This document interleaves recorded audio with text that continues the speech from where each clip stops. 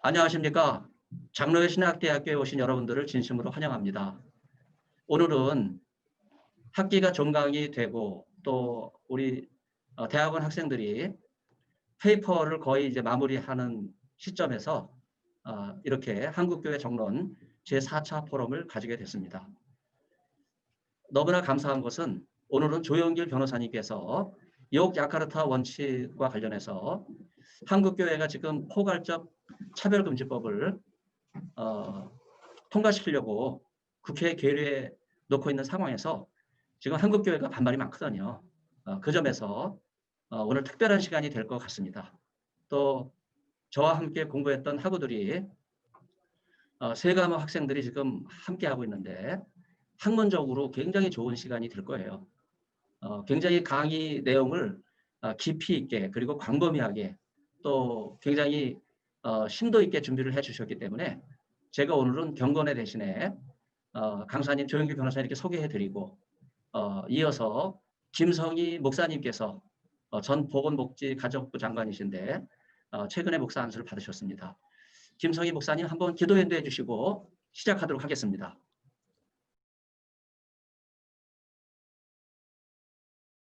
하나님 아버지 감사합니다.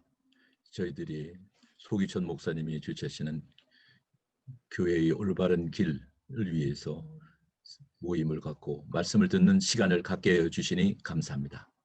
오늘 조용길 변호사님을 통해서 최근에 사회적 문제가 되고 있는 포괄적 차별금지법의 원칙인 욕과 카르타 원칙의 문제가 어디에 있는지 말씀을 듣고자 합니다. 말씀을 하시는 그 내용을 통해서 하나님께서 저희들에게 들려주시고자 하는 뜻이 무엇인지 저희들이 가늠하게 하여 주시고 그 깨달은 것을 실천하게 인도하여 주시옵소서. 아멘. 항상 이 모임을 위해서 수고하시는 우리 소기천 목사님과 장로회 신학교의 발전과 또 이 자리에 참석한 모든 분들의 가정마다 연말을 맞이해서 많은 복 내려주실 줄 믿습니다. 이 모든 말씀 우리 주 예수 그리스도 이름으로 기도드립니다. 아멘. 네, 김성희 목사님 감사드립니다. 간절한 기도가 이 복된 성탄의 계절에 온 누리에 가득하기를 간절히 기원합니다. 네. 자, 그러면 오늘의 강사님 조영길 변호사님 여러분 화상으로 만나게 된 손 한번 이렇게 흔들어서 다 환영해 주십시오. 네, 조영길 변호사님 감사합니다. 시작해 주시죠. 오늘 욕 야카르타 원칙 앞에 소위 이렇게 돼 있죠. 배포해드린 글에는 그 자유침해적 독재성과 부당성 이렇게 돼 있고, 이 논문은 저기 우리 복음법률가회라고 있습니다. 이제 복음을 침해하는 세상의 법률로부터 복음을 지키겠다라고 하는 그 사역이 지금 굉장히 필요한 시대인데, 이 차별금지법 막는데 일단 앞장서는 법률가들의 모임이 한 3주 전에 이 욕 야카르타 원칙의 위험성에 대한 그 세미나를 서울변협에서 열렸을 때, 그때 제가 이제 발제한 글이고, 글에는 일단 성경이 인용되지는 않았습니다. 그냥 성경을 믿지 않는 사람들도 이 욕 야카르타 원칙이 뭐가 문제냐 이것을 인식할 수 있도록 좀 썼고요. 오늘은 이제 우리 신학교이고 또 복음주의적인 신학교에서 강의하는 거기 때문에 제가 이제 성경이나 복음주의적 관점에서도 이게 얼마나 위험한 건지 이런 부분들도 같이 좀 말씀드리겠습니다. 세계적으로 지금 그 21세기부터 들어와서 사실은 20세기 후반에서 시작됐는데요. 21세기에 들어와서 세계 주요 그 기독교 정신에 의해서 오랫동안 운영되어 온 그 이제 소득이 상당한 수준이 되는 이제 선진국들을 중심으로 해서 지금 포괄적 차별금지법 제정 운동이 이제 상당히 급속히 일어나고 있습니다. 그래서 특히 북미, 영국하고 이제 루터교가 있는 그 북미 지역하고, 그러니까 유럽 쪽하고, 그다음에 캐나다, 미국, 북미하고 같은 문화권을 가지는 뉴질랜드, 호주, 남아공 이런 데들이 이제 이 포괄적 차별금지법 제정 운동을 상당 부분 좀 성공했고, 그리고 이제 우리나라에도 계속 이 포괄적 차별금지법 제정 운동이 좀 시작된 지가 오래됐고, 또 국제적 압력도 상당히 있습니다. 우리나라에 공식적으로 국가가 포괄적 차별금지법을 이제 포차법이라고 하면은 제정 시도가 된 게 2007년부터인데요. 17대, 18대, 19대 이렇게 해서 총 6차례 발의가 됐습니다. 그리고 이제 20대는 안 했다가 21대 때 지금 정의당이 발의가 돼서 계류 중이고 국회에 국가인권위원회에서는 아직 발의가 시도 중이에요. 그래서 준비 중인 시안이 공개됐습니다. 그래서 국가인권위의 안은 평등 및 차별금지 관한 법률에 대해서 평등법 시안 이렇게 부르고 있고 며칠 전에 민주당의 이상민 의원이 민주당 의원들을 좀 모아가지고 한번 해보겠다. 뭐 이래서 이상민 의원이 준비 중인 상태. 발의 준비 중입니다. 아직 발의자 연령을 못 모았어요. 우리나라에서는 이게 제정 시도가 된 지 2007년부터 지금까지 맡고 있으니까 14년 맡고 있죠.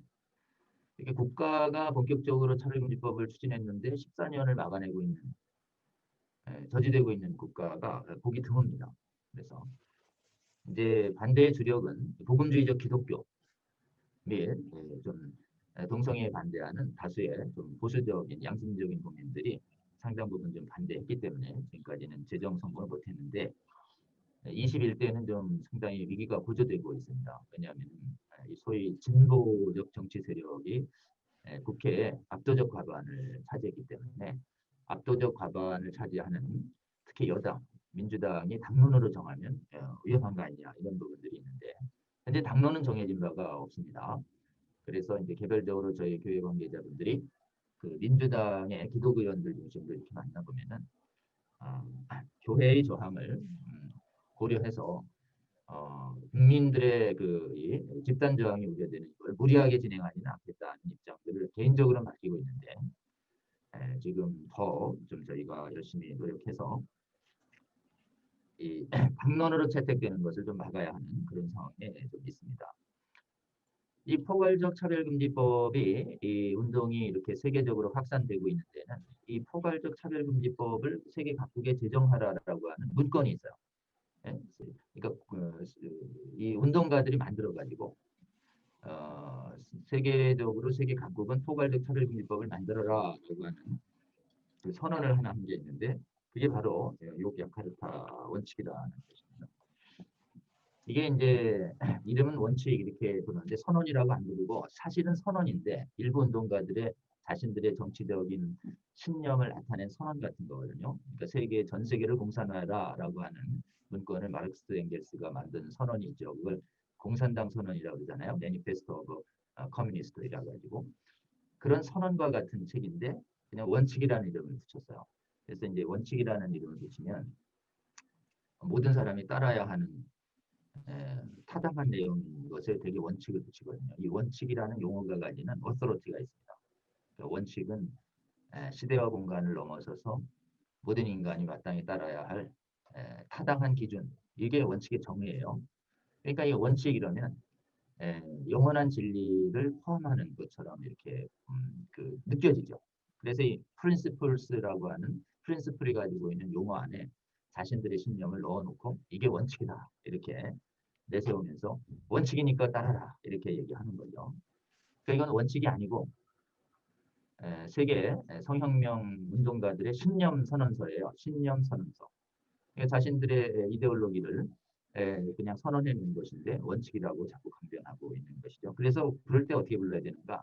소위 요기야카르타 이렇게 불러야지 소위자가 떼버리면은 그냥 원칙인가 보다 이렇게 자꾸 이제 생각이 되는 거죠. 이 포괄적 차별금지법의 가장 원형을 따라 올라가면은 이 포괄적 차별금지법은 이게 이제 장례형 아니에요. 그 다음에 요거는 이제 국가인권이 아니에요. 그리고 이제 영국에는 평등법이라고 되어 있어요. 그러니까 세계 각국에서 근데 이 안들을 어디서 온 거냐 이렇게 뿌리를 쫓아가 보면 어디가 나오냐면 이 요기야카르타 원칙이라는 게 나와요. 그래서 이 요기야카르타 원칙은 요거 인터넷에 쳐보시면은 이 번역문하고 전문이 이렇게 딱 나옵니다. 근데 이상하게 포괄적 차별금지법은 많이 알려진 이름인데 이 이름은 여러분이 처음 보셨을 거예요. 요기야카르타 원칙. 요거는 정체를 꼭꼭 숨기고 있었던 것이에요. 그래서 요기야카르타 원칙에 대한 책도 하나 안 나와 있어요. 그럼에도 불구하고 세계 각국의 파워 엘리트들이 이거를 막 반영해서 법을 막 만들어내는 거예요. 그래서 마크에 숨어 있었던 진짜 포괄적 차별금지법의 정체예요. 이거. 그래서 여러분께서 요기야카르타 원칙 이렇게 안다는 것만으로도 여러분은 포괄적 차별금지법의 가장 핵심적인 정체를 알 수 있다. 이렇게 볼 수 있고요. 이 요기야카르타 원칙을 만들어내는 이데올로기들이 있습니다. 요기야카르타 원칙은 그냥 소위 이름 자체가 어떻게 되어 있냐면 성적 지향 및 성정체성 관련 국제인권법의 적용 원칙 이렇게 불러요. 풀네임이 있습니다. 풀네임. 풀네임이 뭐라고 되어 있냐면은 영어로 Principles on the Application of International Human Rights Law. 이게 이제 이름이에요. In relation to sexual orientation and gender identity. 이게 풀네임이에요. 이게 풀네임이 어떻게 되어 있냐면은 그냥 International Human Rights Law. 그러니까 국제 휴먼 라이트, 인권, 법 이런 모습으로 되어 있는 거예요. 그러니까 이게 국제인권법인데 국제인권법의 모습으로 포괄적 차별금지법이 나온 거예요. 그러니까 이게 국제적인 포괄 차별금지법이다. 이렇게 부르면 되고 이름에 뭐가 나와 있냐? In relation to sexual orientation and gender identity. 성적 지향하고 젠더 아이덴티티가 아예 전면에 나와 있죠. 우리가 흔히 부르는 포괄적 차별금지법 이렇게 안 나와 있어요. Anti Discrimination Law 이렇게 안 나와 있고 여긴 정체를 밝혔어요. 섹슈얼 오리엔테이션과 젠더 아이덴티티를 국제인권의 모습으로 넣겠다. 그래서 사실은 핵심 목적이 성적 지향과 젠더 아이덴티티를 차별금지 사회로 넣는 법이 이 포괄적 차별금지법의 정체다라고 하는 것이 이 요기야카르타 원칙의 풀네임을 보면 알 수 있습니다. 이 포괄적 차별금지법은 차별금지 사유가 포괄돼 있어요. 차별금지 사유가 여러 개예요. 근데 여러 개 중에 다른 것들도 다 같은 비중으로 보호하려고 하는 것이 아니라 섹슈얼 오리엔테이션과 젠더 아이덴티티만 가장 핵심에서 보호하려고 하는 것이고 나머지는 다 보조적이에요. 나머지는 들러리를 세우는 것이죠. 그래서 이 이제 이거를 만들어내는 이 세계적인 그 이데올로기 이름을 학자들은 뭐라고 부르냐면 글로벌 섹슈얼 레볼루션 이데올로지라고 불러요. 글로벌 섹슈얼 레볼루션 이데올로지. 그러니까 아이디올로지. 세계적인 성혁명 이념이라고 부르는 거예요. 그러니까 세계적인 성혁명 이론 체계가 이제 발달해 온 거죠. 세계적인 성혁명의 이론들이 발달되어 온 그런 그 이론사에 대해서 그래도 지금 제가 본 책 중에서 제일 그래도 간념하고 자세히 써놓은 책이 그 가브리엘 쿠비라는 사람이 쓴 글로벌 섹슈얼 리볼루션이라는 책이 있습니다. 가브리엘 쿠비 글로벌 섹슈얼 리볼루션 지구적인 성혁명 이런 책이죠.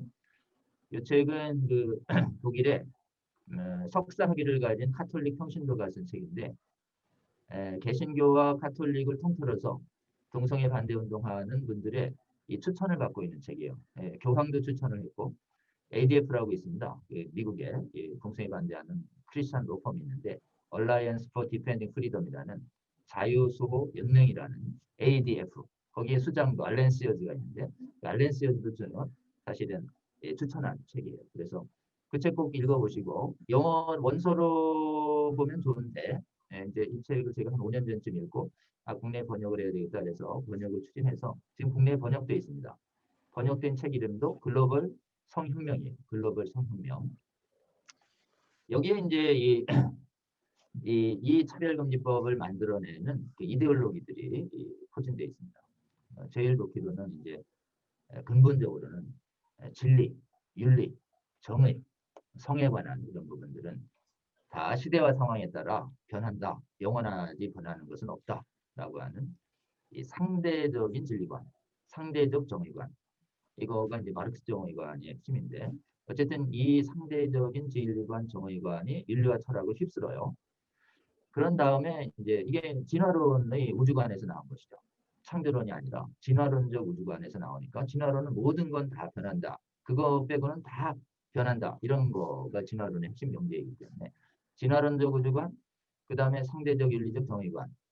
여기에다가 이제 그 유전적으로 동성애 유전자가 있다라고 하는 거짓 논문 하나가 1993년 그 해머라는 사람이 사이언스지에 딱 해서 그것이 한 무려 10여 93년에 한 게 2005년에 반박될 때까지 이게 의미 있는 반박이 안 돼요. 십몇 년간 막 세계 그 지성계를 지배해요. 그래갖고 마치 유전자가 있어서 윤리적인 책임을 못 묻는 것처럼 하는 이론들이 있을 때 교회들이 유전자가 있다는 과학적 증거 때문에 동성애자와 성전체성 혼란자들에 대해서 책임을 물을 수 없다. 뭐 이런 논리에 의해서 세계 각국에서 자유주의 신학의 기도에 의해서 이렇게 주요 교단들이 동성애에 대해서 옹호적인 입장을 취하죠. 그래서 거짓 유전자 학문이 생물학이 하나였는데 그게 이제 해머가 한 것이 나중에 스스로 번복을 하고 최근에 게놈 프로젝트라고 해서 유전자를 샅샅이 뒤지는데 거짓 유전자 학문이 또 영향을 미쳤고 여기 프로이드의 정신분석학계의 주도권을 장악하는데 성욕의 억제를 정신병의 주원인으로 봐서 성욕의 적절한 해소, 다양한 음행까지 포함해서 이게 정신병을 치료하는 길이다 이렇게 열어놨어요. 그런데다가 이제 뭐 호르몬 요법이라는 의학 요법이 발달하고 그 다음에 성전환이라는 외성기 성형술이 발달하면서 의학적으로 기본적으로는 동성애도 정당화하고 성전환도 정당화하는 성과학이라는 성의학이라고 하는 것을 만들어냅니다. 그런데다가 이제 사회과학적 측면에서 지금 올드 막시즘이라고 해서 전통 사회주의가 실현되다가 이제 붕괴되면서 지금 올드 막시즘의 실패의 원인을 마르크스 엥겔스가 얘기한 성혁명 사상을 완전히 실현하지 않은 것에 있다. 라고 얘기해서 기본적으로는 이제 마르크스의 생각에 발전된 그 프로이드 심리학을 가미한 네오막시즘이라고 하는 프랑크푸르트 학파가 학문의 주도권들을 사회과학의 주도권들을 장악을 해가죠. 그래서 이 신사회주의 네오막시즘에서 주로 내세우고 있는 것이 성경에서 그만 뇌익에서 그만 각종 음행을 정당화시키는 이 성혁명 사상을 만들어냅니다. 성혁명이 와야 진정한 사회주의가 온다. 이게 이제 네오막시즘의 기본적인 슬로건과 입장인 것이죠. 거기서 이제 사회과학 이론 중에서 여성의 진정한 해방은 가부장적 억압을 유발하고 있는 전통적인 일남일녀의 가족관을 깨야 된다. 그래서 가족을 해체시켜야 진정한 성혁명이 온다는 유물론적 페미니즘과 젠더적 페미니즘이 여성학의 주도권을 이렇게 장악하게 되고 그런 여성학이 또 이 성혁명 사상과 한 부분을 차지하게 됩니다. 그리고 이제 언어와 문학 측면에서 동성애를 정당화하는 언어들이 만들어지기 시작해요. 젠더라는 개념, 젠더 정체성이라는 개념, 성적 지향이라는 개념, 성소수자라는 개념 이런 부분들이 이제 언어들을 오염시키기 시작을 하죠. 언어. 이 보세요. 지금 철학, 이제 우주관, 철학, 윤리학, 그 다음에 유전학, 그런 다음에 다시 사회과학, 그리고 여성학, 의학, 그런 다음에 언어학 여기까지 이렇게 다 점령되자 동성애와 성전환을 법률적으로 정당화하고 그 다음에 이거를 막는 거를 차별로 몰아서 금지시키자라는 법리가 만들어져요. 이걸 국제인권법 논리라고 합니다. 그러니까 성적 지향 및 젠더 정체성 관련 국제인권법 논리가 어떻게 해서 나온 거냐 이런 인접 학문들에서 다 밀려서 하니까 동성애와 성별 변경 행위를 법률적으로 정당화하고 이거를 반대를 못하게 하는 굉장히 독재적인 법리를 하나 법으로 만들어냈는데 그게 소위 국제인권법 논리다. 이 국제인권법 논리가 만들어낸 법이론이 차별금지법 논리. 그리고 나서는 이제 이렇게 되니까 신학도 점령이 되면서 신학 분야에서 자유주의 신학 쪽에서 동성애를 정당화하는 퀴어 신학까지 나오면서 법으로 공격하지 퀴어 신학으로 교회를 내부로 분열하지. 그러니까 이 차별금지법이 제정된 대부분의 국가들의 교회는 이 부분을 놓고 이게 찬반으로 쪼개지고 내부 분열을 일으키면서 교회의 저항력과 반대력을 급속히 상실해 갔습니다. 동성애 정당화 이론 중에서 가장 이제 현실적으로 영향을 미치는 게 뭐냐면은 국가의 법이라는 이름으로 동성 성행위와 젠더 선택 행위를 정당화하고 이거를 반대하는 걸 차별범으로 몰아서 범법자는 뭐는 실제 범죄이 만들어졌는데 그게 차별금지법. 자, 이제 이 차별금지법을 세계 각국에 만들어라라고 하는 이게 성혁명 사상가들이 만든 선언서가 뭐냐? 소위 요기야카르타 원칙. 이 소위 요기야카르타 원칙을 하나하나 분석을 해보면 우리나라에 있는 장애혐한과 국가인권위안과 그다음에 차별금지 조례나 인권원장이나 뭐 인권보도준칙 이렇게 차별금지 법 규범들이라고 그래요. 법률들, 차별금지 헌법, 차별금지 법률, 차별금지 준칙, 차별금지 조례 이런 것들을 다 뭐라고 부를 수 있냐? 차별금지 규범들이에요. 이 차별금지 규범들이 원형이 어디서 왔는가 이거를 우리가 분명히 알 수 있습니다. 자, 이제 이 야카르타 원칙은요. 그 권위와 내용들을 이렇게 살펴보면은 한마디로 어떻게 되어 있냐면 굉장히 위선적이고 위장에 능합니다. 다시 말씀드려요. 위선과 위장에 능해요. 그래가지고 정의로운 법인으로 위장을 해요. 굉장히 불의한 법인데 자유를 파괴하려고 하는데 자유를 내세워요. 인권을 내세워서 인권을 침해합니다. 정의를 내세워서 정의를 파괴하고 진리를 내세워서 진리를 파괴합니다. 이런 것들이 전부 뭐의 속성이냐 하면 히포크러시, 위선의 속성이죠. 위선은 선을 내세워서 선을 파괴하는 악을 갖고 있습니다. 그래서 우리 하나님과 예수님이 화 있을진저 아주 준엄하게 경고한 악이 위선이죠. 위선으로 가장한 악. 그래서 우리가 하나님 말씀으로 위장한 하나님 말씀이 아닌 걸 전하는 사람들, 그걸 거짓 선지자라고 그러잖아요. 거짓 선지자도 위선자죠. 그리고 위선적인 바리새인들과 율법학자들도 위선자고, 그리고 복음의 이름으로 다른 복음을 전하는 자들도 이게 거짓 교사들이죠. 그래서 이 요기야카르타 원칙은 원칙의 이름으로 원칙이 아니에요. 그래서 소위 요기야카르타 원칙. 이런 이 위장술에 능한 이 이론을 대응하는 방법은 우리 성경에 보면은 마태복음 7장 15절에 구원받은 하나님의 백성들, 하나님 나라의 백성들이 살아가야 한 삶의 규범을 산상수훈 5, 6, 7장에 쭉 말씀하시는데 우리 예수님께서 천국 시민들이 알아야 할 내용 다 가르치고 난 다음에 맨 마지막 부분에서 가르친 게 이거예요. 너희들 거짓 선지자들을 잘 조심해라. 그러니까 다른 거 다 하다가 마지막 거짓 선지자한테 걸릴 수 있으니까 조심하라 이런 거죠. 위선자들을 조심하라 이런 뜻이죠. 이 거짓 선지자에 대해서 마태복음 7장 15절은 이렇게 되어 있습니다. 거짓 선지자를 삼가해라. 그래서 watch out 되어 있어요. 만나지 마라 이렇게 아니고 watch out 잘 살펴 이런 뜻이고 예수님의 부연 설명이 이어집니다. 양의 옷을 입고 나온다. 근데 속은 노략질하는 일이야. 이거고 거짓 선지자는 열매를 잘 봐라. 가지와 이파리만 보지 말고 줄기만 보지 말고 열매를 잘 봐라.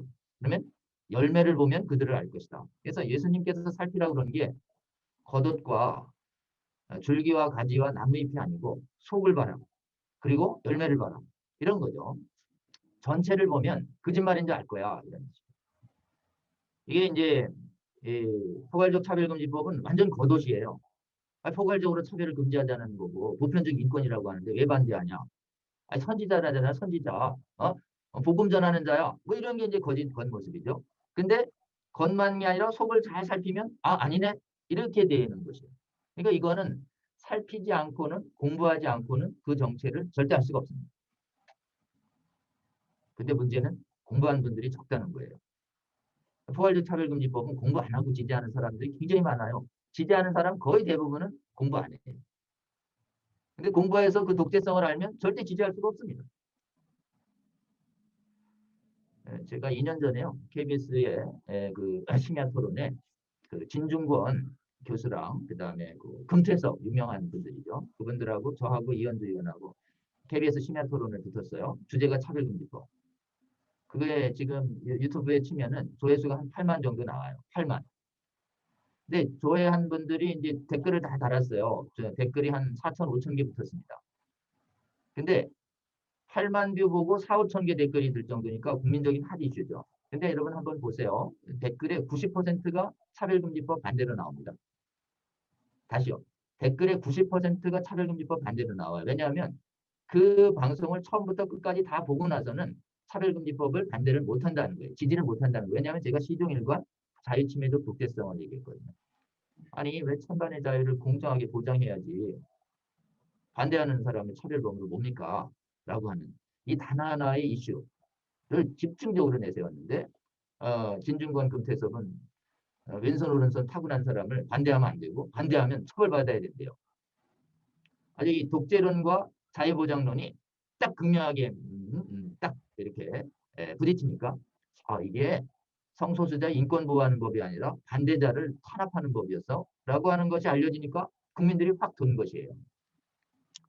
자, 이제 요 야카르타 원칙은 제목에서 나온 것처럼 보편적 인권으로 위장되어 있지만 실제로는 자유를 박탈하고 보편적 인권을 침해하는 굉장히 독재 선언이에요. 여러분, 독재 선언입니다. 세계 인권 선언이요. 세계 인권 선언이 히틀러가 일으키고 일제가 일으킨 2차 대전 직후에 나왔어요. 이게 왜 나왔냐면요. 세계 인권 선언이 이 법률로다가 막 전쟁을 일으키고 막 위안부를 동원하고 유대인을 학살하고 막 법률을 이름으로 국회를 장악을 해가지고 국회를 통해서 악법을 통과시켜서 완전히 인권을 말살하는 법을 만들어가지고 막 하니까 이 문명국이 법의 권위에 다 이용당한 거예요. 그래서 사람들이 2차 대전 끝나고 나서 지성인들이 각성을 한 거예요. 야, 아무리 국회를 통과한 법이라 하더라도 타고난 인간의 자유와 인권을 말살하는 법, 이 법은 정당성이 없다. 그래가지고 국가의 이름으로 자행되는 폭력을 막기 위해서 보편적 인권을 만들어낸 거예요. 그 보편적 인권 사고에는 자연법적 사고가 있습니다. 이 자연법엔 두 가지의 견해가 있습니다. 하나님이 만든 법이므로 인간이 넘어설 수 없다는 성경적인 법률관을 간진 자연법론도 있고, 그 다음에 뭐 신이 있는지 없는지 상관없지만 인간의 능력을 뛰어넘는 자연적 질서가 있다, 윤리가 있다. 이래서 막자. 그래서 이 자연법론은 부분적으로는 성경적 진리관하고 맞죠. 근데 이 자연법적인 사고가 2차 대전 참상 후에 아주 지성계를 절실하게 만들었을 때 거의 만장일치로 통과됩니다. 압도적인 저기로 세계인권선언. 근데 이 세계인권선언은 교만한 인간이 싫어하는 거거든요. 그러니까 이제 아니 인간이 만들면 다 할 수 있지 뭐 이런 자꾸 이걸 실정법적 사고라고 그래요. 법률적으로 볼 때는. 법률적으로 볼 때는 인본주의적 법률관을 실정법주의라고 합니다. 그러니까 국회에서 법 만들어서 다수가 통과시키면 그럼 법 아니냐? 뭐 이런 사고를 실정법적 사고라고 하는 거죠. 근데 이 실정법주의가 점점점 세계의 법사조를 장악해 갑니다.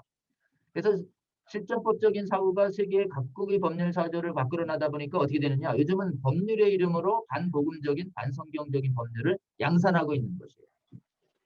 그래서 지금 포괄적 차별금지법도 어떤 거에 뿌리냐면요. 인본주의적 법률관의 뿌리가 있고 인본주의적인 윤리관, 정의관, 상대적 진리관의 뿌리가 있는 거예요. 그러니까 하나님을 대적하는 이 거대한 이론 체계가 만들어내고 있는 것이다. 이렇게 이해해 주시면 좋을 것 같고요. 이게 위장술에 능한데 주로 어떤 위장술을 쓰냐면 혼합주의적인 위장술을 씁니다. 정당한 것과 부당한 걸 섞어요. 거짓과 진리를 섞어 놓습니다. 그래서 여러분이 혼합주의적인 진리관은요. 이게 보면 거짓 선지자들도 이런 거거든요. 평소에 하나님 말씀을 막 전해요. 그러다가 결정적인 순간에 자기 생각을 쓱 섞여준 거거든요. 이걸 가만히 들어온 거짓 선지자, 가만히 들어온 거짓 형제, 가만히 들어온 거짓 교사라고 그러는 것입니다. 그래서 마귀는요, 이렇게 거짓으로 우리를 미혹시킬 때 창세기 때부터 쓴 거짓말이 뭐냐면 하나님의 말씀을 끌어와요. 하나님이 동산 중앙에 있는 실과 모든 실과를 이렇게 하나님이부터 동산까지는 맞아요. 근데 모든 나무의 실과가 아니라 선악을 알게 하는 건데 모든 나무를 이렇게 싹 바꾸잖아요. 마귀가. 그러니까 실제로는 마귀가 쓰는 거짓말은 하나님의 말씀으로 시작을 해서 중간에 말씀이 아닌 걸 싹 넣어요. 이게 네? 알곡 속에 가라지가 싹 섞이게 이렇게 이걸 혼합주의적 방법이다 이렇게 얘기합니다. 이것저것 다 고려해서 신중하게 종합적 사고를 할 때 조심해야 되는 게 있습니다. 이 통합적 사고를 할 때 조심해야 되는 게 뭐냐면 혼합주의 거짓말에 잘 속을 수 있어요. 통합적 사고를 할 때 혼합주의적 거짓말에 잘 속습니다. 조심해야 돼요. 지성인들이 양쪽 의견 다 듣다가 거짓말에 오염되는 것이에요. 그러니까 사실은 뭐부터 알아야 되냐? 이런 혼합주의적인 거짓말로 올 때 대처하는 방법은 아주 딱 하나죠. 순전한 진리를 먼저 하는 것이에요. 순전한 진리. pure truth. 온전한 진리를 먼저 하는 것입니다. 여러분 이 거짓은요. 거짓은 정의 자체가 데피니션 자체가 이렇습니다. 거짓의 정의는 두 가지예요. 진리가 아닌 것. 진리와 다른 것이에요. 두 번째 진실이 아닌 것, 진실과 다른 거예요. 이때 이 다르다라고 하거나 아니다라고 하는 건 99%는 같은데 하나도 다르다. 그럼 거짓이에요. 그러니까 진리와 진실과 완전히 100% 같은 것만 진리와 진실이고요. 진리와 진실하고 대조했는데 80%, 90% 똑같은데 10%가 다르네 이러면요. 이게 실력 있는 마귀와 거짓말 사기꾼일수록 진실의 함량이 높아요. 진실의 함량이 높다니까요. 그 진실의 함량 90%라고 해서 나머지 10% 거짓을 용납하시는 분이 하나님이 아니에요. 거짓 선지자들은 대부분 평소에 90% 이상은 하나님 말씀하고 다니다가 10%, 5%에서 자기 생각을 섞어버리는 거예요. 이게 2단 아닙니까? 2단. 끝이 다르다. 처음부터 중간까지는 같은데 끝이 다르다. 뿌리도 같고 나무도 같고 줄기도 같고 잎새도 같은데 열매가 틀리다예요. 겉은 같은데 속이 틀리다. 이게 하나님 말씀에 비춰서 다 마찬가지죠. 처음부터 끝까지. 그 다음에 부분부터 전체까지. 온전히 순전한 진리 위에 서야 분별력이 생깁니다. 자, 그래서 기본적으로는 우리가 차별금지법이나 성혁명사상을 이겨낼 때는 이거를 알아야 돼요. 성혁명사상을 이겨낼 때는 성혁명사상이 터치하고 있는 주제에 관한 복음의 지식과 복음의 지식을 증명하는 전문 학문을 먼저 알아야 돼요. 먼저. 여러분 진리는 그 주제에 있어서 딱 하나인데 거짓은요. 무한대입니다. 무한대. 진리는 하나. 진리와 다른 건 무한대로 늘어나요. 그러니까 진리와 진실을 먼저 학습하는 게 가장 빨라요. 진리와 진실이 뭔지 모르겠는데 일단 들어보자. 내가 납득이 되고 설득이 되는지. 이렇게 되면 이제 내가 납득되고 설득되는 게 진리다라고 하는 사고를 가지면 아주 딱 속기 좋습니다. 왜냐하면 실제로는 마귀의 거짓말과 거짓말은 인간에게 엄청난 설득력과 호소력을 갖고 있어요. 그래서 진리와 진실을 성경에 비추어 먼저 검증해서 진리와 진실을 딱 믿음 위에 굳게 서지 않고 일단 들어보지 뭐 이래서 이해가 되는데 성경이 뭔지 모르겠는데 내가 이해가 돼. 이러면 뭐 내가 이해가 되는 게 진리다. 이게 헬라적 사고거든요. 내가 이해가 되는 게 진리다. 하나님은 우리를 이해시키시는 진리도 있으시지만 난해 구절을 곳곳에 두셔가지고 우리의 믿음을 테스트하시죠. 네가 이해되는 걸 기초로 이해 안 되는 성경의 말씀을 받아들일 수 있냐 없냐. 이해 안 돼도 하나님의 말씀이시니 선하신 성품으로 받겠습니다. 이게 진정한 겸손인데 나는 이해 안 되면 절대 안 믿어. 이런 건 이제 교만을 뻥뻥 뚫고 인본주의적 사고로 하나님의 뜻에 어긋나게 그런 사고를 가질수록 성혁명 사상을 받아들이기가 아주 쉬운 것이에요. 여러분 그래서 이 요기아카르타 원칙이든 성혁명 사상이든 순전한 진리 위에 먼저 서는 것이에요. 자, 여러분 국제인권법의 원칙이다 이렇게 위장했으니 순전한 국제인권법 원칙은 뭐냐? 이걸 알아요? 이거와 다르네. 이거 아니네. 이렇게 찬해버려야 하는 것이죠. 공부를 좀 부득이 해야 됩니다. 워낙 방대한 학문의 영역에서 다시요. 워낙 방대한 학문의 영역에서 성경적 가르침을 점점점 미혹시키고 깨워왔기 때문에 차별금지법 극복하는 게요. 이 시대의 최대 적그리스도입니다. 그리고 이걸 막아낸 교회가 잘 없어요. 대한민국만 어느 정도 막아내고 있지 세계 교회의 지성들이 다 판판이 다 쓰러졌습니다. 그 똑똑하다라고 하는 유럽 각국과 미국의 그 얼마나 지성적으로 발달한 신학자들이 펑펑펑 다 쓰러졌어요. 안 똑똑해서 뭐 쓰러진 게 아니에요. 순전한 진리 위에 굳게 안 섰기 때문에 설득력을 중시하는 본인의 교만한 사고 때문에 쓰러지고 있는 것이죠. 그렇기 때문에 사실은 우리가 계속 공부해야 합니다.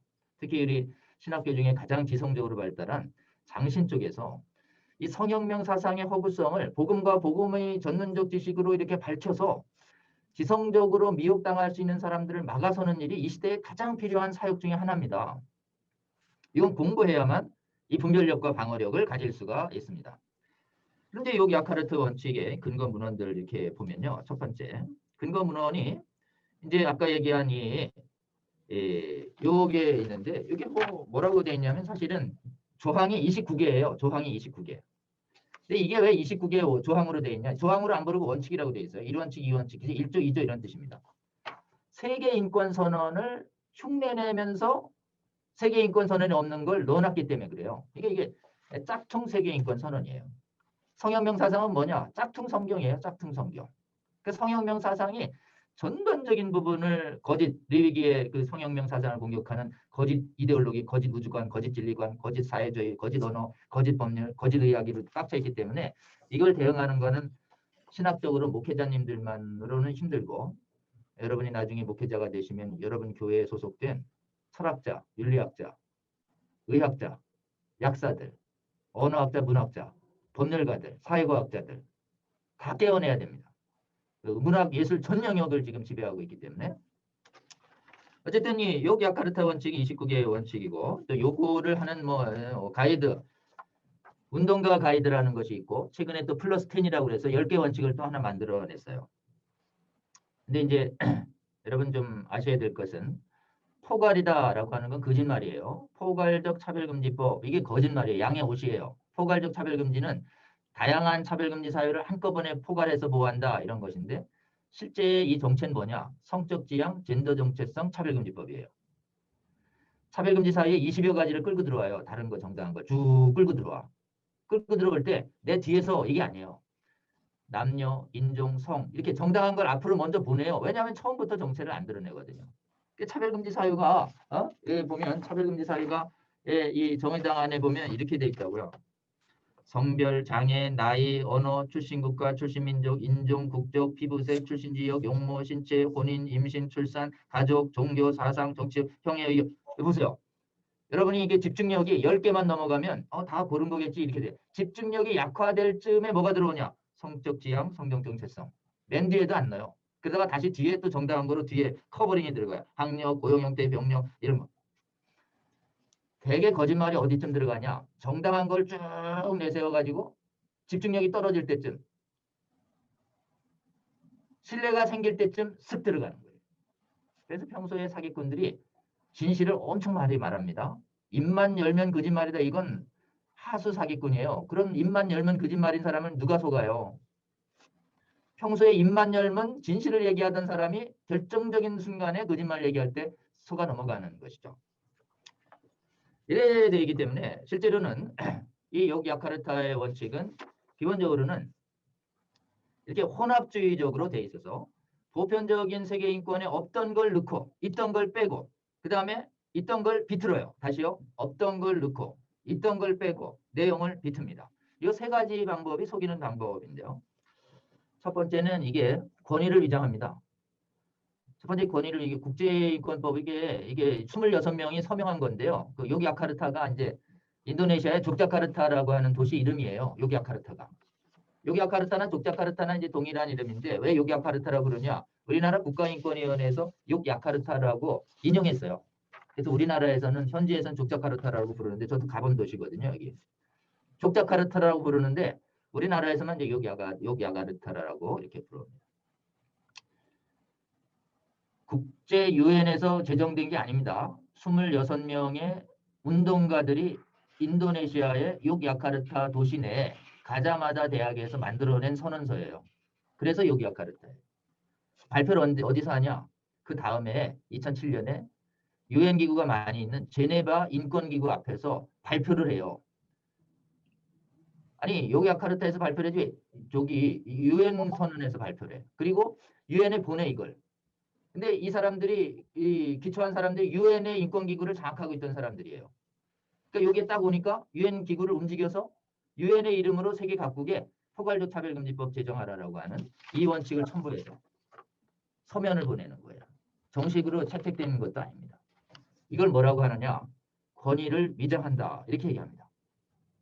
거짓 사도 있잖아요. 거짓 사도. 사도의 권위를 위장하듯이 국제인권기구에서 채택된 것처럼 위장하는 거예요. 채택된 바 있다 없다? 없다예요.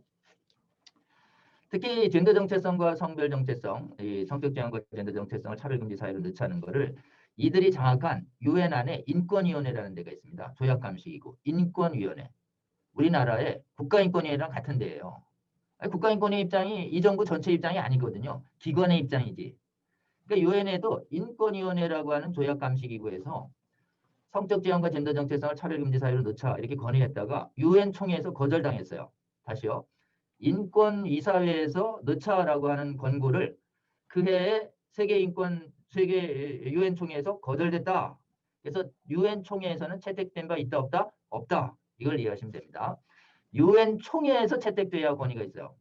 유엔의 조약감시기구 안에서 일부 의견을 낸 적은 있다. 이렇게 보시면 돼요. 보편적 원칙은 쓰지 말자고 제가 말씀드리고 혼합주의적 이장술은 순전한 원칙 위에 있으면 됩니다. 자, 그러면 이제 세계인권선언을 보편적인 인권선언에 있었던 것 중에 먼저 빠진 걸 먼저 말씀드릴게요. 세계인권선언은 30개 조항으로 되어 있는데 인권이 자유권을 말합니다. 자유권. 근데 이 인권을 주장할 수 없을 때를 29조에 명시해놨어요. 세계인권선언 29조는 자유라고 하는 인간의 권리를 29조인 상황에서는 제한된다. 이렇게 했는데 그게 뭐냐?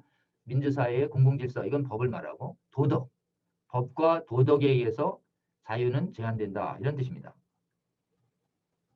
이거 성경의 원리랑 같죠? 동산실과를 모두 따먹어. You are free to eat any fruit. 이렇게 돼 있죠. Except one. 이게 하나님이 정하신 법이에요.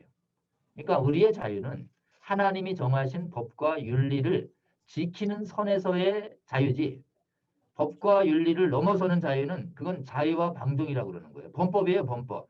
범법의 자유와 문란의 자유는 인정하지 않습니다. 다시요. 윤리를 위반하는 걸 문란이라고 그래요. 문란. 문란의 자유.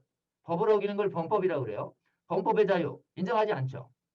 범법과 문란의 자유를 인정하지 않는 원칙이 세계인권선언 29조에 있는데 29조를 쓱 뺀 거예요. 여기 야카르타에서.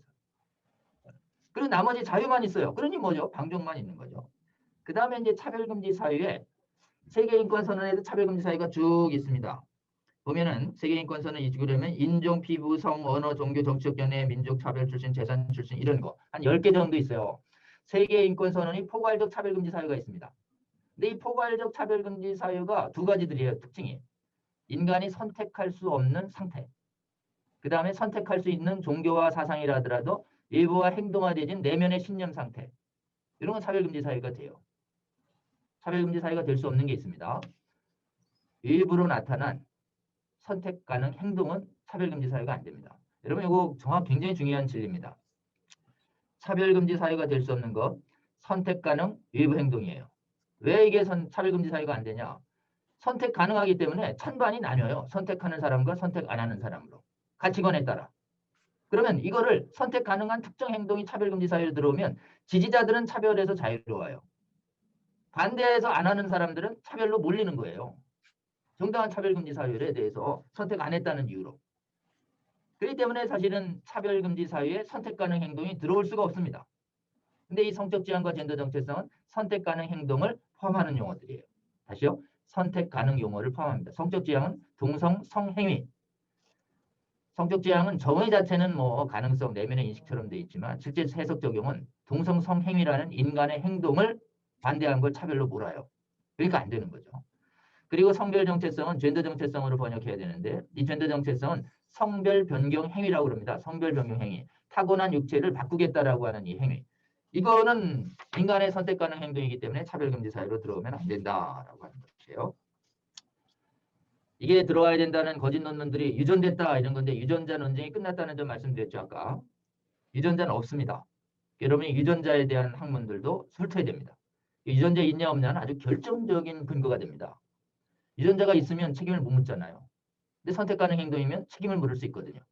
그러니까 유전자로는 굉장히 중요한 핵심 이슈예요. 그러니까 연구하셔서 최근에 올수록 유전자가 없다라는 논문들이 쏟아져 나오고 있어요. 그리고 요즘은 인공지능이나 슈퍼컴퓨터 같은 거로다가 유전자를 샅샅이 뒤졌는데 나오질 않는 거예요. 하나님의 성품상 유전자를 만들고 죄를 묻는 게 있을 수가 없는 거죠. 그게 유전자 없다는 게 성경적 전문 지식입니다. 그럼 유전자 없다는 학문이 나오면 환영하고 좋아해야 되는데 크리스찬들 중에서 유전자 없다는 학문이 나왔는데도 별로 싫어하고 나는 잘 모르겠다고 그러고 아직도 결론 안 낸 거 아니냐고 그러고 그런 분들이 상당히 많아요. 크리스찬들 중에. 유전자가 있다는 과학 논문이 쏟아져 나올수록 복음의 진리성이 증명됐다고 해서 만세를 불러야 되는데 얼굴이 어두워지는 거예요. 자꾸.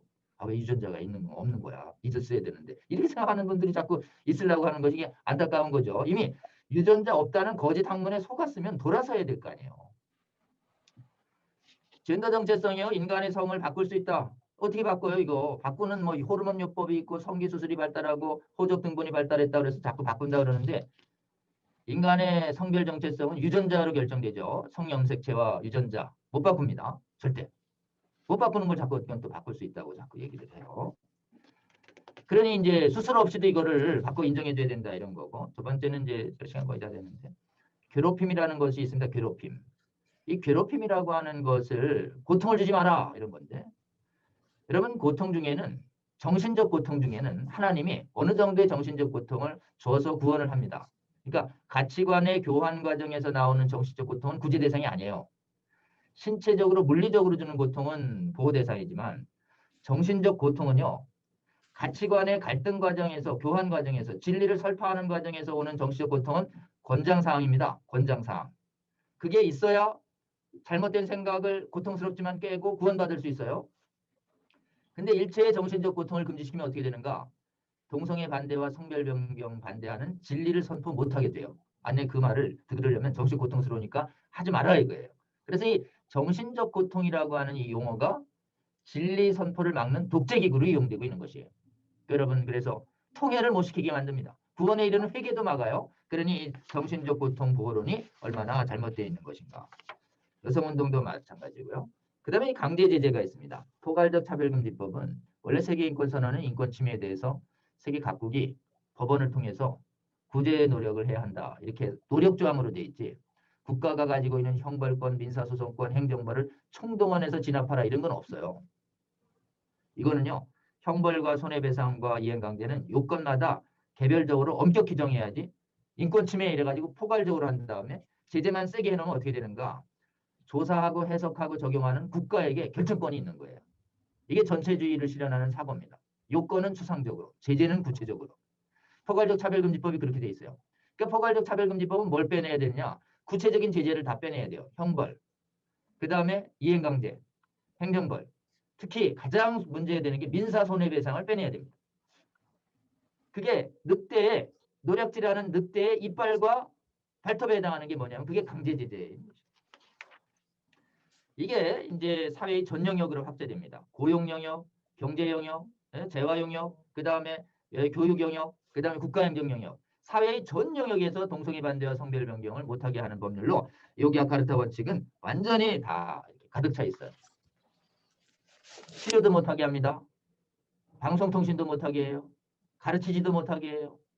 경제 분야에서 신념권, 시설 이용도 그래서 이 원칙의 내용이 제가 여기 써놨는데 이거와 이제 제가 정의당안을 딱 비교해 보잖아요. 국가인권위원회를 딱 비교하잖아요. 요기야카르타 원칙을. 요기야카르타 원칙의 거의 모든 부분을 담아내고 있는 것이 정의당안과 국가인권위원회 아니다. 국가의 실정법으로도 우리가 동성성애를 반대하고 성별변경을 반대할 자유. 이건 세계인권선언이 인정한 보편적 인권이에요. 이게 세계인권선언이 보편적으로 인정한 뭐에 해당하냐. 양심의 자유. 신앙의 자유, 학문의 자유, 언론의 자유예요. 근데 요기야카르타 원칙은 성별 정체성과 젠더 정체성을 이유로 양심의 자유, 신앙의 자유, 학문의 자유, 언론의 자유를 인정 안 하겠다는 내용으로 가득 차 있는 거예요. 젠더 정체성과 동성애와 성별 성전화는 절대 보편적 인권이 아닙니다. 근데 보편적 인권이다라고 아닌 걸 내서서 인권을 주장해서 정작 반대하는 사람들이 뭘 뺏어요? 보편적 인권인 신앙과 학문과 양심과 언론의 자유를 빼는 것이 얼마나 위선적인 법입니다. 글로벌 성혁명에 부제가 있어요. 자유의 이름으로 자유를 파괴하다.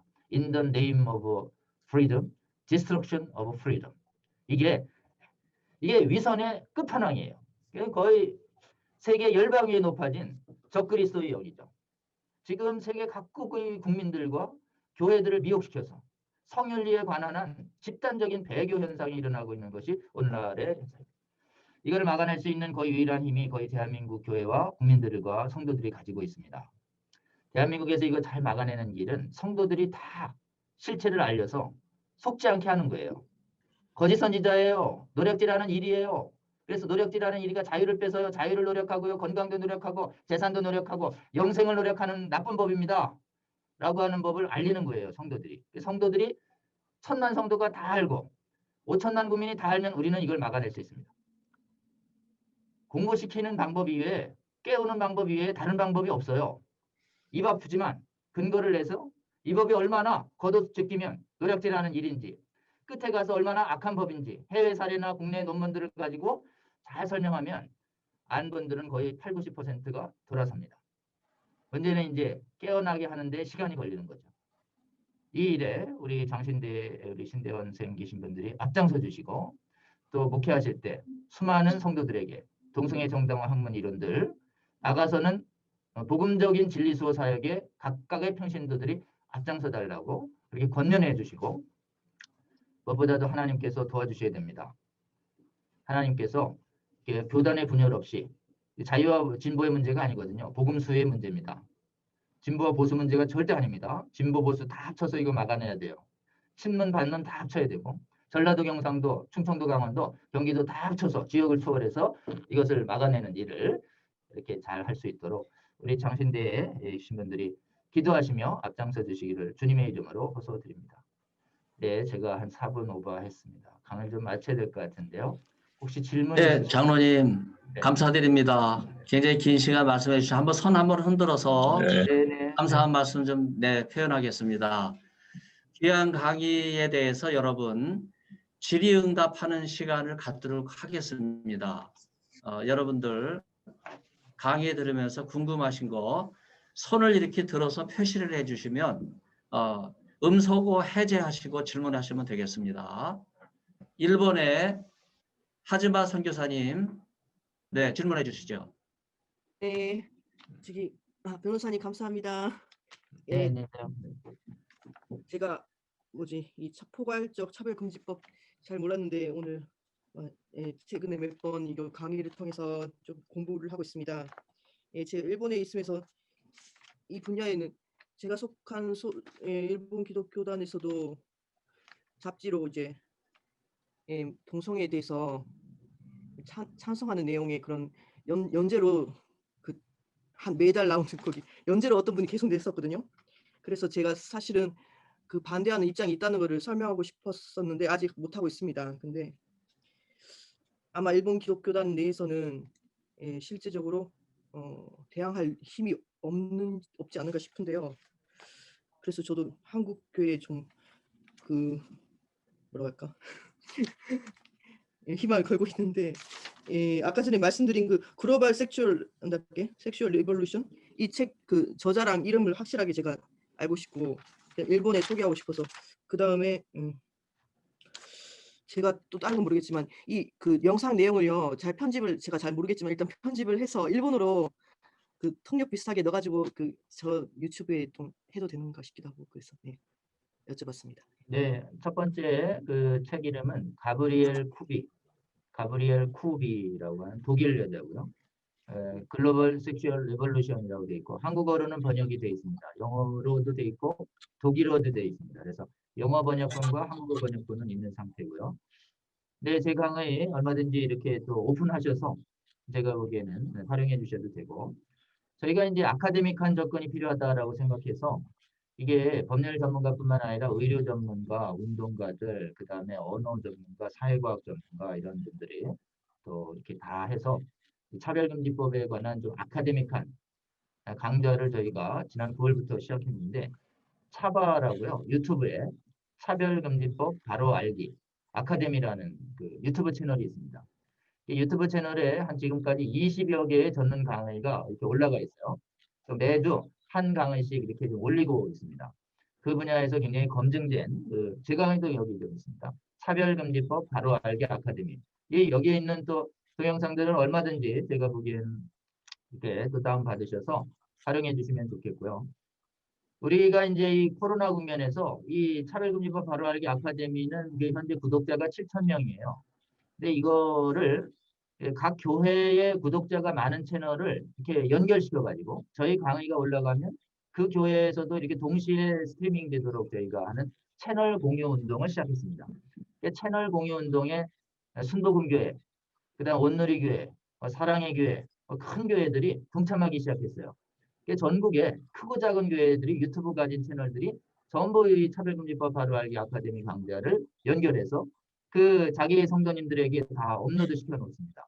그래가지고 현재 연결된 교회 채널의 수가 230여 개 돼요. 230. 누적 구독자의 합계가 거의 한 280만, 거의 300만 정도 됩니다.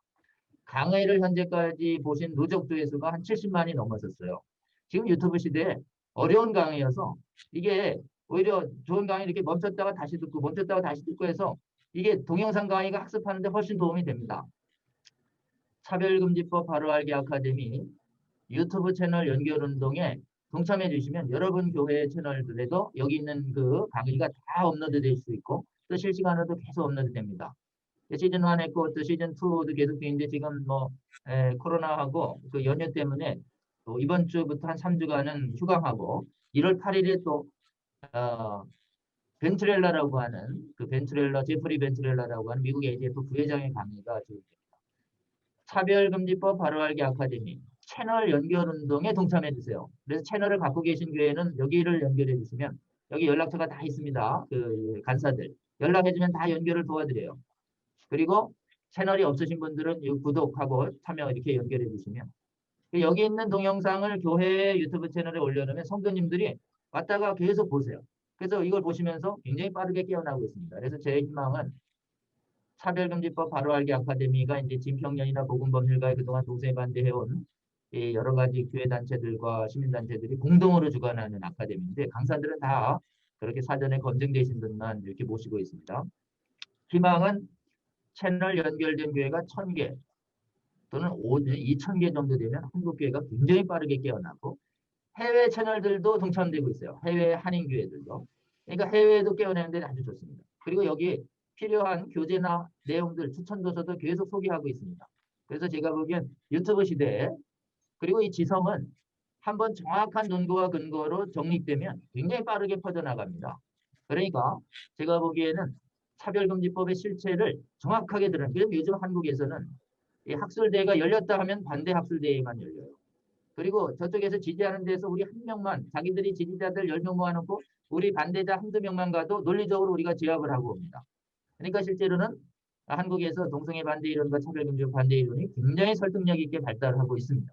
그래서 이 차별금지법 바로알기 아카데미를 적극 활용해 주시기를 이번 기회에 권고드리겠습니다. 고맙습니다. 네, 조인길 변호사님 감사드립니다. 글로벌 성혁명 번역된 책 참고해 주시고요. 그 다음에 차별금지법 바로알기 아카데미 유튜브 교육 방송 교재 잘 기억하고 활용해 주시기를 바랍니다.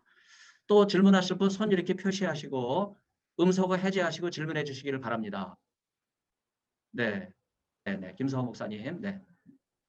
예, 장로님 강의 감사합니다.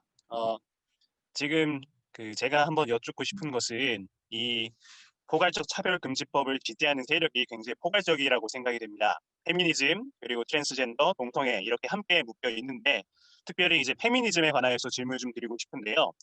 지금 이 차별금지법을 지지하는 이 페미니즘 주류 세력이 레디컬 혹은 뭐 유물론적 페미니즘인데 여성 해방 운동과 이 페미니즘 사이를 좀 구별할 수 있는 어떤 그 방법이 있을까요? 왜냐하면 주변에 여성분들이 잘 알지 못한 상태에서 본인을 페미니스트라고 여기고 페미니즘적 이제 주장을 많이 하는데 사실 그러한 내용들이 좀 잘 맞지 않는다는 느낌이 들어서 이 페미니즘과 이 차별금지법 사이를 좀 구분할 수 있는 그런 방법이 있을까요? 이 원래 복음적 여성운동 부분은 우리가 취해야 됩니다. 복음적 여성운동은 뭐냐면 남성의 가부장적 권위가 반성경적으로 오남용된 것을 성경적으로 바로 잡는다. 그걸 원래 복음적 여성운동이라고 그래요. 원래 여성운동의 동기는 순수하고 성경적이다라고 할 수 있습니다.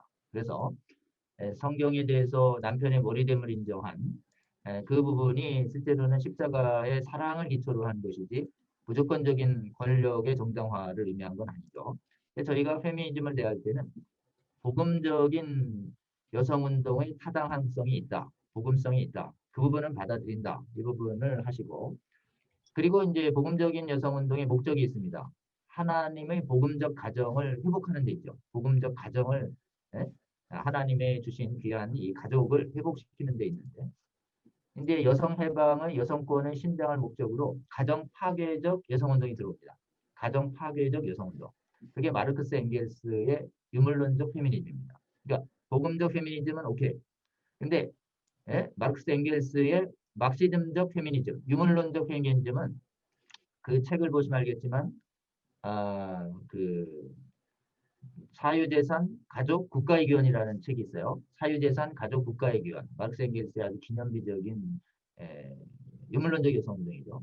그거는 태초에 가정이 없었다. 성도 공유됐고 원시공산 사회는 생산력이 증가하면서 힘센 남자가 생산수단도 사유화해서 사적 소유가 생겼고 그러니까 성도 사회와 공유화됐던 성을 사유화하면서 가족이 생겼다. 그러니까 해방도 해방된 사회주의 사회에서 성도 해방되고 가족도 해체돼서 성도 사회화돼야 된다. 이게 마르크스 엥겔스의 가족 해체론이거든요. 마르크스 엥겔스의 가족 해체론은 반성경적이죠. 성경에 남자와 여자를 지으시고 짝지어 주신 게 하나님이시기 때문에 그런 반성경성과 가정 파괴성을 드러내면서 복음주의적인 여성 자매들은 유물론과 결별해야 된다. 유물론과 결별해야 됩니다.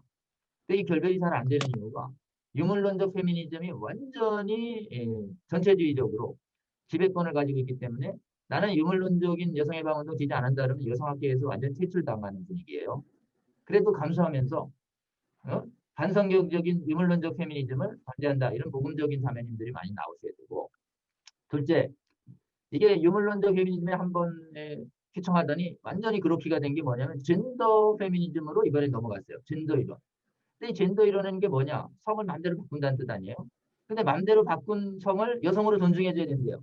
그럼 이제 육체는 남성인데 나 여성이에요. 이런 걸 여성으로 인정해줘야 되니까 젠더 여성운동이 어떻게 나타나는가? 육체적 남성을 젠더로 여성으로 성경을 선택한 남성들을 여성으로 인정해줘야 되니까 여성 전용 탈의실, 화장실, 목욕탕의 안전권에 여성의 안전권이 침해되죠. 그리고 여성 고유성을 인정 안 합니다. 젠더에서는. 그리고 여성의 스포츠에 들어와서 완전히 여성의 불공정한 경쟁을 통해서 스포츠를 싹쓸이해 가요. 자, 그럼 젠더적 여성운동은 사실은 여성 고유의 안전권과 공정성을 여성의 고유성을 존중 안 하는 여성 파괴성을 갖고 있어요. 그러니까 두 가지죠. 젠더는 여성 파괴성을 가지고 있고 유물론적은 가정 파괴성을 가지고 있다. 이 두 가지의 여성운동과 복음적인 자매님들이 단호히 결별하면서 여성학을 복음의 기초 위에 다시 세우는 운동이 필요한데 워낙 여성학계가 젠더와 유머니즘이 완전히 전체주의적 독재를 하고 있기 때문에 거기서 복음의 진리를 세우기 위해서는 상당한 용기가 필요합니다. 그래서 권면을 해주셔야 돼요. 그래서 좀 적긴 하지만 지금 동세반대운동 하시는 분들 중에 여성분들이 좀 많이 오고 계시고 특히 제가 주목하고 있는 기구는 그 지금 여전도회예요. 여전도회. 한국의 여전도회가 엄청 큽니다. 그 여전도회는 굉장히 복음적이에요. 그리고 여전도회는 뭐 유물론과 젠더 이론을 안 받아들입니다. 그 여전도회가 깨어나서 한국의 여성운동의 주도권을 가지고 있는 유물론적 페미니즘과 젠더적 페미니즘에 대항한다면 제가 보기엔 급속도로 제가 보기에는 이 유물론과 젠더적 여성 해방 이론의 그 거짓된 오염을 씻어낼 수 있지 않을까 뭐 이런 생각이 듭니다. 그래서 기도해 주시고 나중에 기회가 되시면 우리 잠시대 세우신 마포 삼열 목사님이 부지를 세우셔서 만든 곳에 크게 있습니다. 여전도 회관이. 그 여전도 회관을 지금 젠더적 유물론적 페미니즘을 맞서는 복음적인 여성운동의 그런 기지로 잘 깨어나면 우리는 충분히 이길 수 있지 않냐 뭐 이런 생각을 좀 해봅니다. 이상입니다. 네, 조희결 변호사님 감사드립니다. 장로회, 전국 장로연합회가 깨어나서 한국교회를 든든히 지키고 있는데 이번에 전국 여전도회가 이 젠더, 페미니즘에 대해서 복음주의적인 입장을 견지했으면 좋겠다 하는 말씀을 하셨기 때문에 여기 우리 여러분 여학생들 잘 활용하셔서 여전도회와 연결을 꼭 지어주시길 바랍니다. 한 분만 더 질문을 받겠습니다. 시간은 예정 시간 조금 지났는데요. 네, 조이 유정자 박사님, 아까 질문하시려고 그랬나요? 예, 음소가, 예, 질문해 주시죠. 안녕하세요. 너무 오늘 강의 잘 들었고요. 여러 가지 정말 그 체계적으로 잘 설명해 주신 거 너무 감사드립니다. 네, 저는 이제 여성학적 관점에서 많은 이제 교회를 바라보는 그런 시각을 많이 가지고 있고 그쪽에 관해서 이제 많이 연구를 많이 하려고 해왔고 또 하려고 하는 과정에 있는데요. 제가 이제 관찰했을 때 이렇게 포괄적 차별금지법에 대한 이제 여러 가지 실체에 대해서 이제 반대하는 입장에서 한국교회에서 많이 방어적이고 좀 공격적인 입장에서 많이 서 있는데요. 제가 이제 좀 자꾸 의문이 계속 던져지는 것은 교회 자체 안에서 교회적 차원의 좀 더 건설적이고 더 대안적인 어떤 평등 의식을 고취하고 실천하는 그런 리플렉션이 좀 많이 부족하다는 생각이 많이 들어요. 그러니까 어떤 문제의식을 잘 설명해주고 교인들한테 그리고 학생들한테 기독교인들한테 잘 설명해주는 거는 너무 잘 하고 계시는데 많은 여성들이나 이제 사회에서 같이 사회생활 하는 분들이 약간 괴리감을 느끼는 부분이 뭐냐. 이해는 가는데 동조하지 못하는 많은 사람들, 기독교인들 중에 많이 동조하지 못하는 부분들이 현재 이제까지 교회에서 정말 그 성경적으로 평등의식을 이제 성경에서 평등의식을 보여주고 있지만 어떤 실천적인 측면이나 제도적인 측면에서 그런 차별적인 모습들을 계속 교회가 이제 보여주고 있고 그럼으로써 아무래도 새로운 세대에 살고 있는 많은 청년들이나 기독교인들 의식이 있는 많은 분들이 갈등을 많이 겪게 되는 것 같아요. 그래서 이런 부분에서 조금 예를 들면 성적 차별에 대해서 뭐 여성 리더십들이 사실 아직까지도 제도적으로나 인식적으로 잘 되지 않고 있거든요.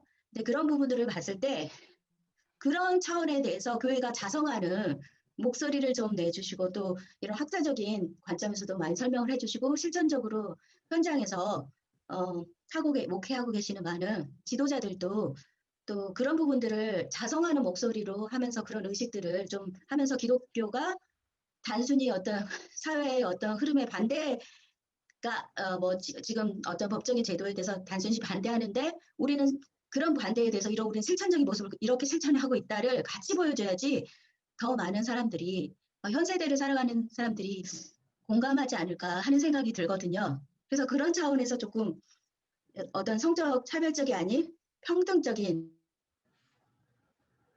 차원으로서 교회가 어떻게 실천하고 앞으로 나아갈지 그런 것들에 대한 제안을 좀 더 많이 해주셨으면 좋겠는데 어떤 그런 부분에 대해서 어떻게 생각하고 계신지 말씀해 주시면 감사하겠습니다. 네, 원래 이제 그 차별금지법을 추진하는 분들이 여성 차별 철폐 운동 그리고 또 동성애자나 또 성전환자들에 대한 부당한 차별을 좀 막아서는 운동 이런 데 사실은 교회보다 좀 앞장서온 것이 좀 사실입니다. 그래서 말씀하신 것처럼 교회가 이제 여성에 대한 부당한 차별을 시정하려는 좀 자성적인 노력, 그 다음에 또 동성애자와 성전환자도 한 사람의 인간으로서 도움이 필요한 부분이 있다라고 하는 부분에 대해서 지금 저희가 더 신경 써야 된다 이런 부분이 있습니다. 그래서 저희도 이제 동성애 치유 사역, 또 성전환 치유 사역, 또 여성의 부당한 차별을 시정하는 운동 이런 것들을 좀 계속해 가야 된다. 이런 건 전적으로 좀 동의하고요.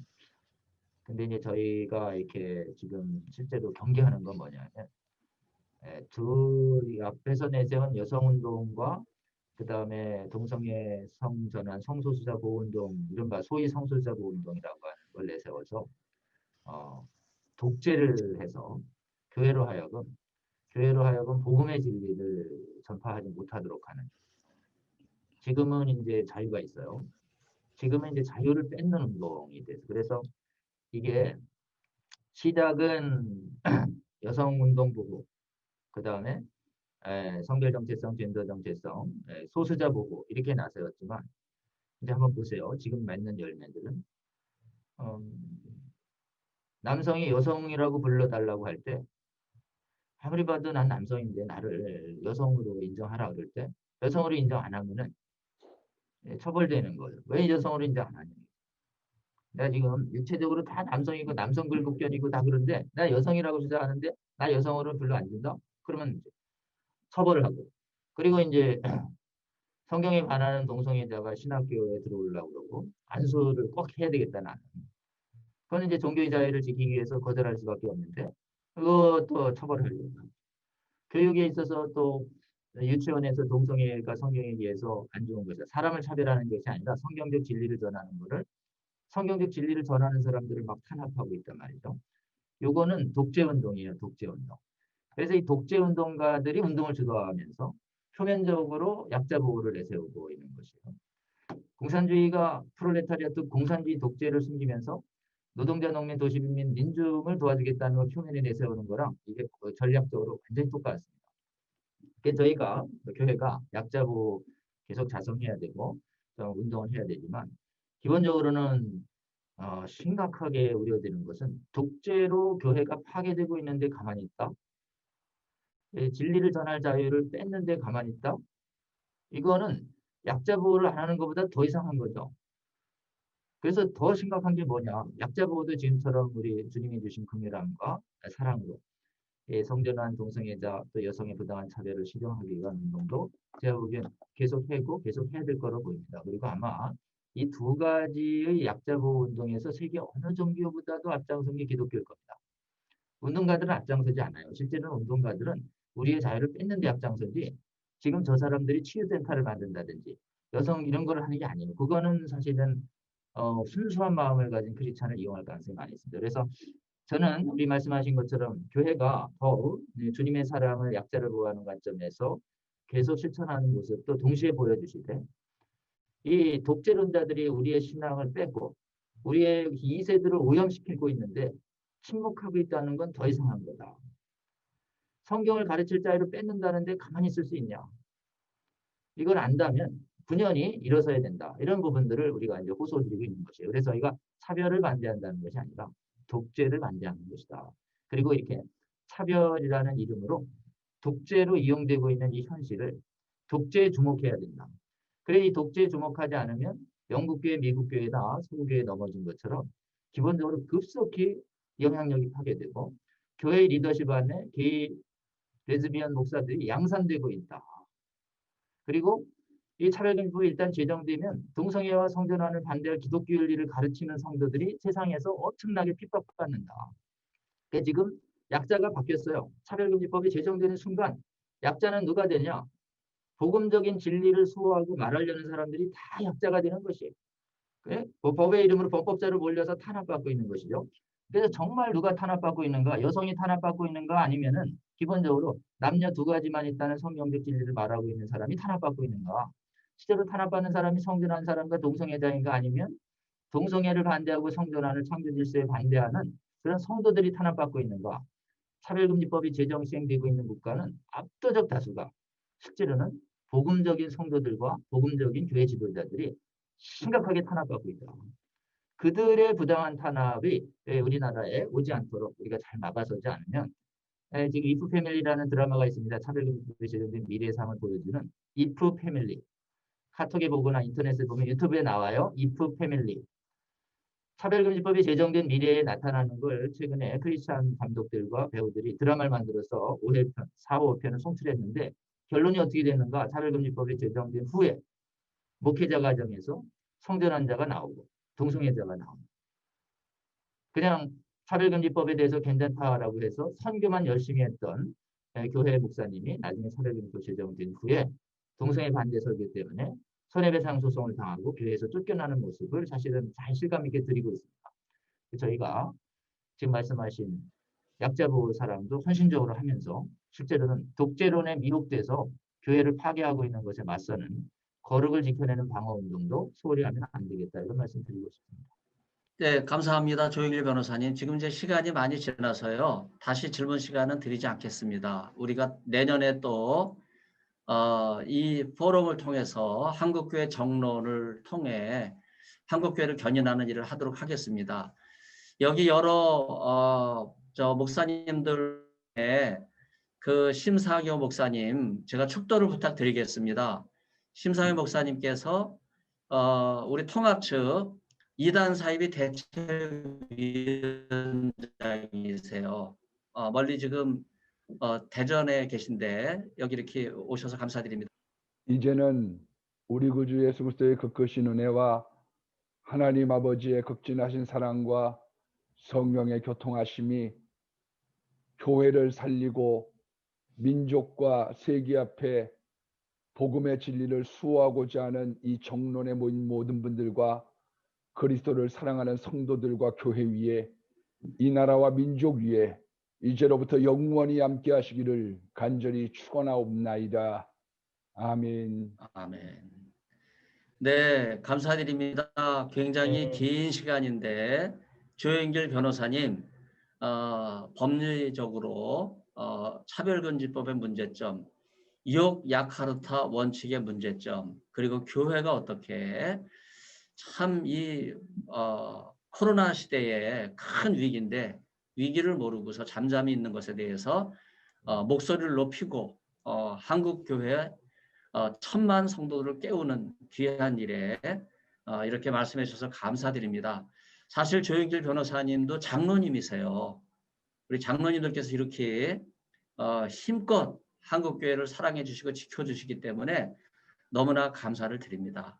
여러분들 가운데 오늘 강의를 들으시고 이 귀한 내용에 대해서 조일기 변호사님 강좌를 더 듣기 원하시는 분은 저한테 개인적으로 카톡해 주시고 전화를 주시면 제가 조영길 변호사님 안내하도록 하겠습니다.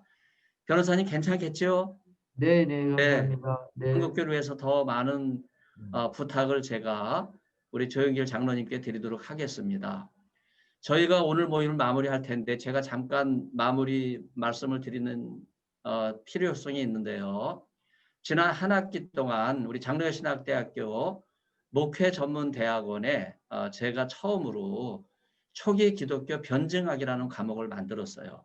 그래서 여러 학생들과 더불어 동성애 문제, 또 초기교회 이단 문제, 한국교회 상황을 점검하는 그런 일을 해서 오늘 그 학우들이 여기 참여했고, 그 다음에 박사과정에 신약 세미나라는 과목이 있습니다. 그래서 오늘 참여한 우리 학우 목사님 질문도 해주셨고 감사를 드리고, 그 다음에 석사과정 가운데 공간복음 신학이라는 과목이 있는데 여기 또 학생들이 들어와서 함께 참여해 주신 것을 진심으로 감사를 드립니다. 우리가 이 세 개 과목으로 모였지만 사실은 한국교회를 견인하기 위해서 한국교회 정론 제4차 포럼으로 진행을 했습니다. 이제 방학이기 때문에 잠깐 쉬었다가 새해 들어서 그동안 우리가 4차에 있었던 내용을 같이 리플렉션 하면서 조금 더 신년 계획을 세우는 일을 먼저 하려고 합니다. 그래서 제가 여러분들을 줌 회의에 초청을 하려고 하니까 미리 시간은 한 일주일 정도 드리겠습니다. 그래서 줌 회의에서 그동안 4차 있었던 내용들 다 자료가 있으니까 여러분들이 그 자료를 좀 다시 복습해 주시고, 그리고 그걸 통해서 새해에는 어떻게 한국교회 정론이 한국교회를 견인할 것인가, 그리고 정부 여당 참 문제가 많습니다. 우리가 기도를 밤낮으로 하고 있는데 정부의 계류 중인 포괄적 차별금지법이 정부 여당 당론으로 채택되지 않도록 우리가 더 열심히 기도하고 힘을 써야 될 것 같아요. 그리고 지난 수차례 폐기된 것처럼 반드시 폐기될 수 있도록 여러분들께서 힘써 주시기를 바랍니다. 귀한 강연에 말씀해 준 우리 조영길 장로님 다시 한번 우리 감사의 선인사하고 오늘 강연 마치겠습니다. 수고해 주신 여러분 진심으로 감사를 드립니다. 새해에 뵙겠습니다. 메리 크리스마스, 해피 뉴 이어.